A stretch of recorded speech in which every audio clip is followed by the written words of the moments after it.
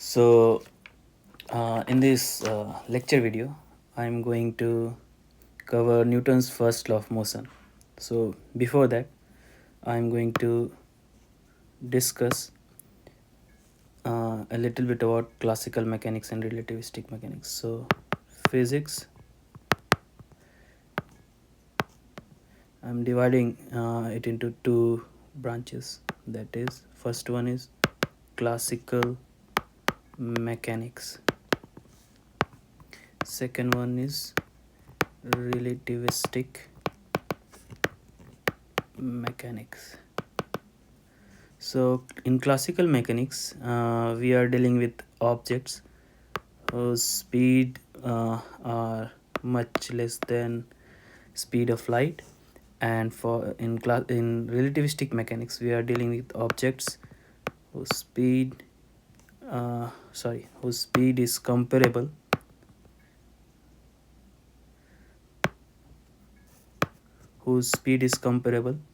with the speed of light.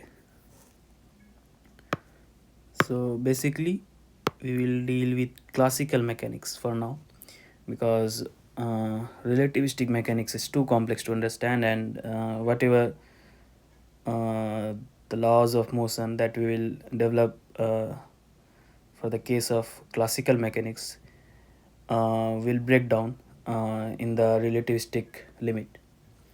So okay, so now I will discuss about Newton's first law of motion. You may have heard Newton's first law of motion a number of times, but in this lecture video, I am going to dig a little bit deeper into Newton's first law of motion, and we'll try to understand it. And eventually, we will see that Newton's first law of motion will instruct us to define something called as an inertial frame of reference, and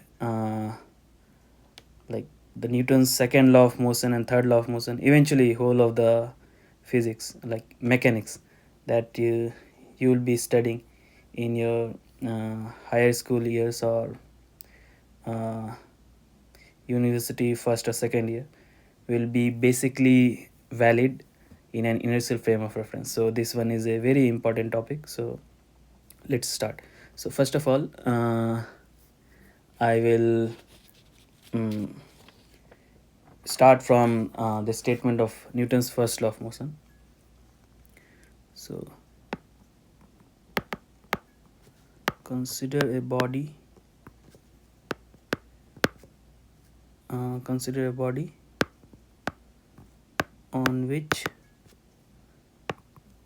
no net force acts if the body is at rest. It will remain at rest if the body is moving with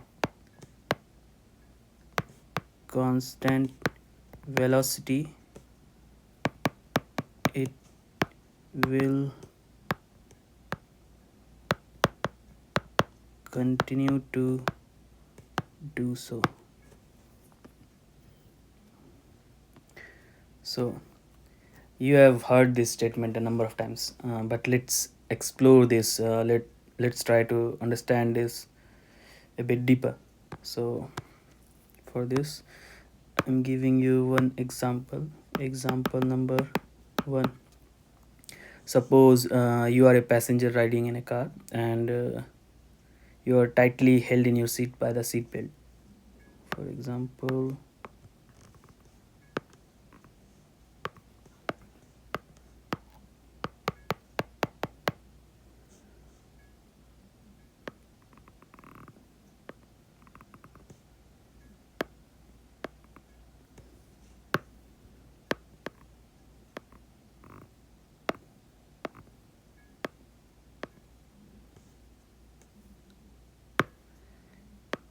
you are tightly held by a seat belt. So when the brakes are applied, uh, a book that was placed on a different seat, so this one is the second seat and there is one book placed on the seat. So when the brakes are applied, a book that was placed on the seat uh, begins to slide forward. For the case now, we will assume that there is no friction acting between the book and the seat. So so what will you observe from your point of view?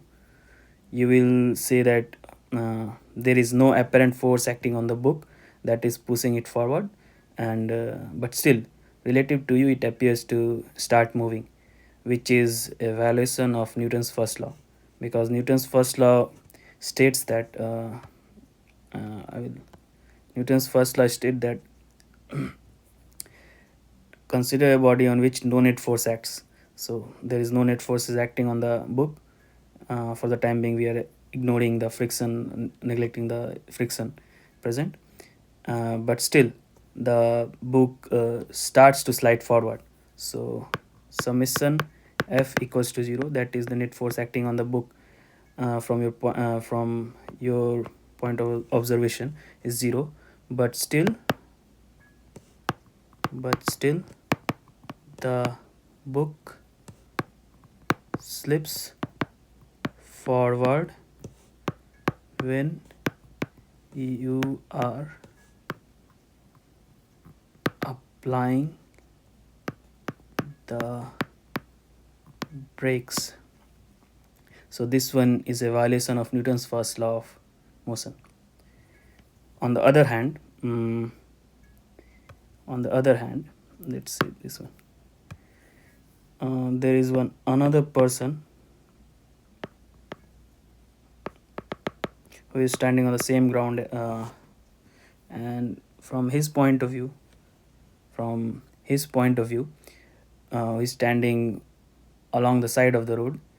He sees you, the car, and the book all moving together at the same speed. And if you and the car, they are on the, if you and the car are moving at the same speed, and according to him, there is no violation of Newton's first law. So you see, Newton's first law is not valid when you are analyzing as a person sitting on the car itself, but a person who is standing on the ground uh, absolutely sees no violation of Newton's first law of motion. So coming to the point, okay, I'll give you another example. Example 2.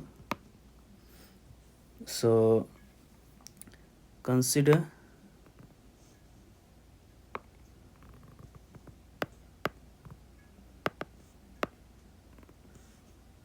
you are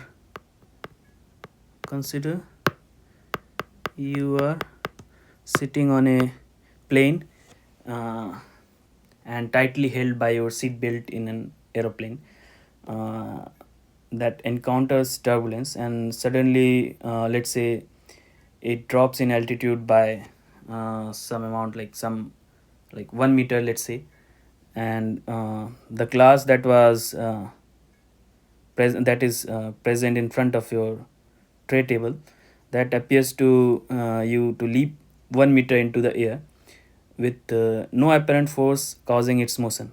So from your perspective, it appears that Newton's first law is again violated, because again summation sorry summation F equals to 0. Again, from your point of view, from your perspective, Newton summation F equal to 0, but the glass on your tray table starts moving upward when encountered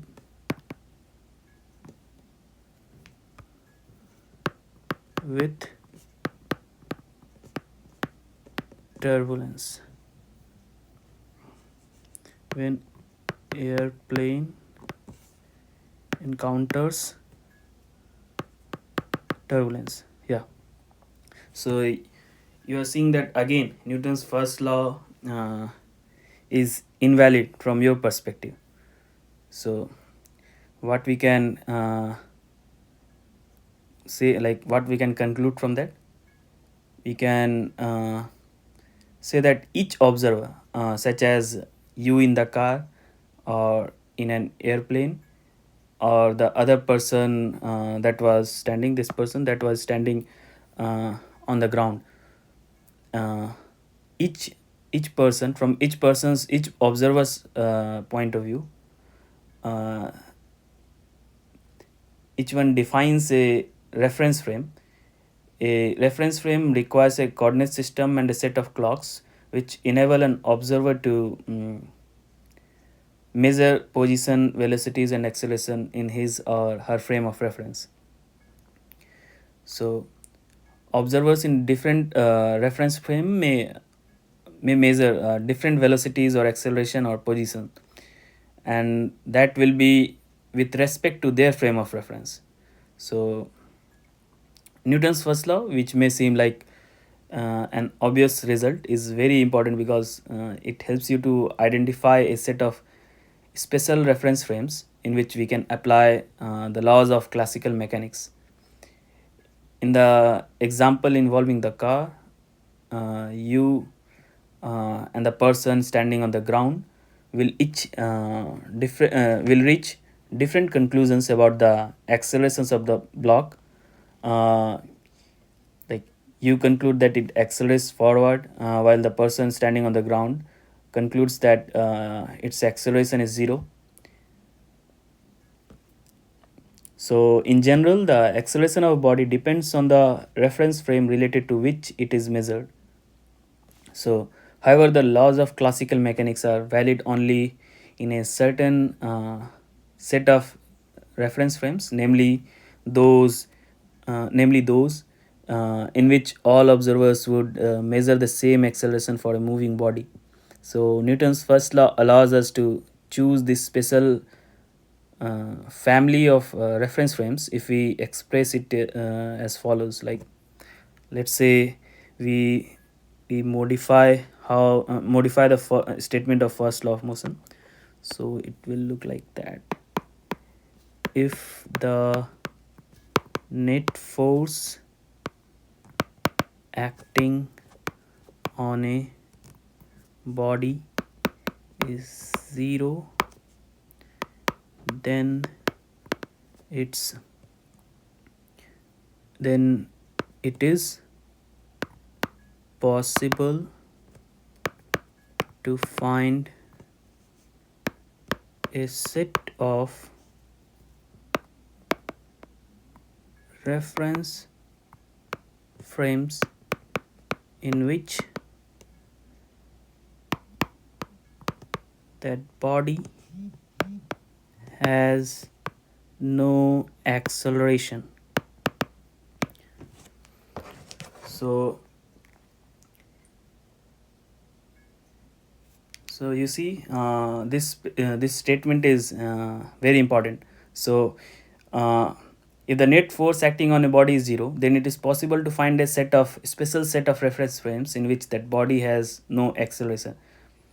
The tendency of a body to remain at rest or in uniform linear motion, that one is called inertia.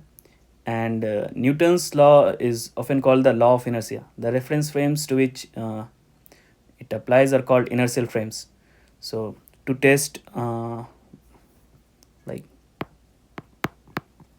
one more important point, uh, the reference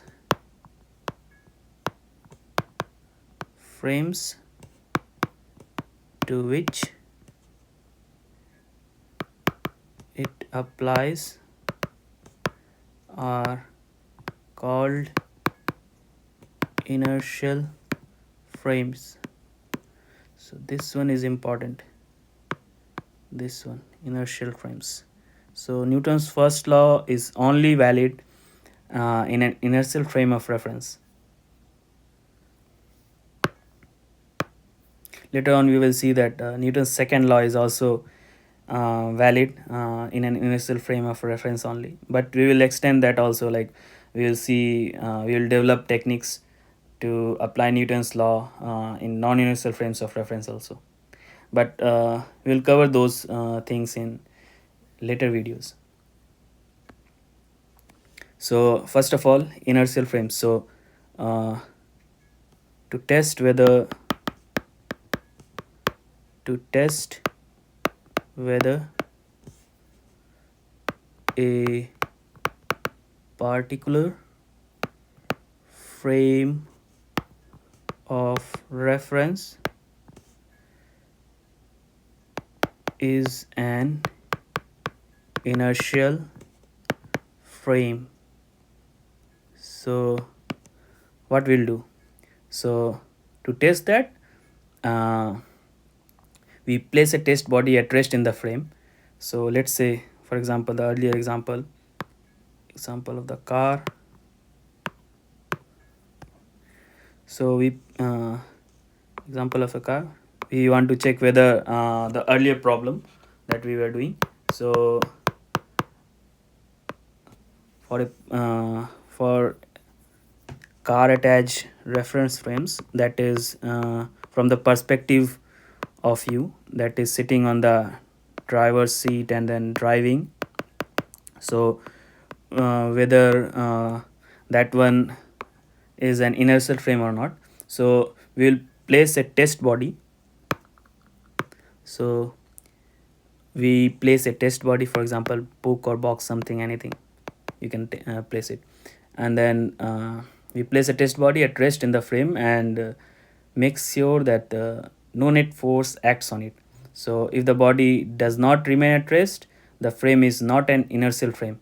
Similarly, we can put the body again subjected to making sure that no net force acts on it, and uh, we can put the body in motion at constant velocity. If its velocity changes either in magnitude or direction, the frame is not an inertial frame. A frame in which these tests are everywhere passed is an inertial frame. So according to this rule, so we can see why the first example, oh sorry, we can see why this one, the very first example, is not an inertial frame of reference, because you see the book that was placed on the seat.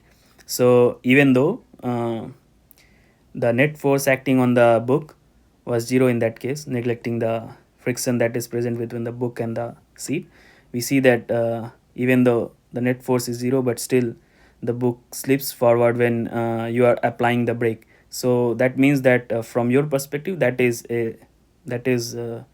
from the perspective uh, of an of a frame of reference that is attached to the car, uh, that frame of reference is itself non-inertial. So that's why Newton's